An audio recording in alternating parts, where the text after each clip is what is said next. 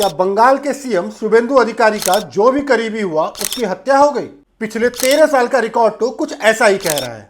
आइए एक एक कर जानते हैं। शुभेंदु जब पहली बार सांसद बने तो उनके पर्सनल असिस्टेंट और पॉलिटिकल सेक्रेटरी थे प्रदीप झा। लेकिन साल 2013 में प्रदीप झा की संदिग्ध परिस्थितियों में मौत हो गई।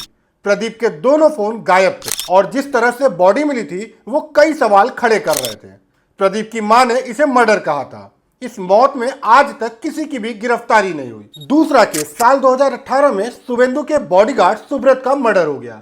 Waste Bengal state arm police के जवान सुब्रत 2009 में शुभेंदु के बॉडीगार्ड बने थे और इसके बाद से वो उनके काफी करीब हो गए थे। सुब्रत को शुभेंदु अधिकारी के मेदिनीपुर घर के सामने पुलिस बैरक में सिर में गोली लगी अवस्था में पाया गया। इसे पहली बार में सुसाइड बताया गया, लेकिन 2 साल बाद उनकी पत्नी ने इस मामले में मर्डर का एफआईआर दर्ज कराया, जिसमें बाद में शुभेंदु अधिकारी के खिलाफ सीआईडी की जांच भी हुई और उनसे पूछताछ भी हुई। हालांकि अब तक इस केस में कुछ भी नहीं हो पाया। तीसरा केस इसी तरह साल 2021 में जिस साल शुभेंदु ने टीएमसी छोड़कर बीजेपी ज्वाइन किया था, शुभेंदु के ड्राइवर पुलक लाहिरी की संदिग्ध परिस्थितियों में मौत हो गई थी। तीसरा केस शुभेंदु के ड्राइवर पुलक लाहिरी की हत्या कर दी गई थी। ये भी बहुत ही संदिग्ध परिस्थितियों में हुई थी। और चौथा केस ठीक चुनाव के पहले शुभेंदु के पीए चंद्रनाथ की हत्या के रूप में हुई है। इसे भी जिस तरह से अंजाम दिया गया है वो काफी प्रोफेशनल लग रहा है। ऐसे में शुभेंदु के चारों करीबियों की हत्या ने कई सवाल खड़े कर दिए हैं।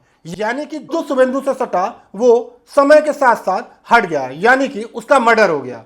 अब विपक्ष इस पर लगातार सवाल उठा रहा है। आपकी इस पर क्या राय है, कमेंट में बताइएगा।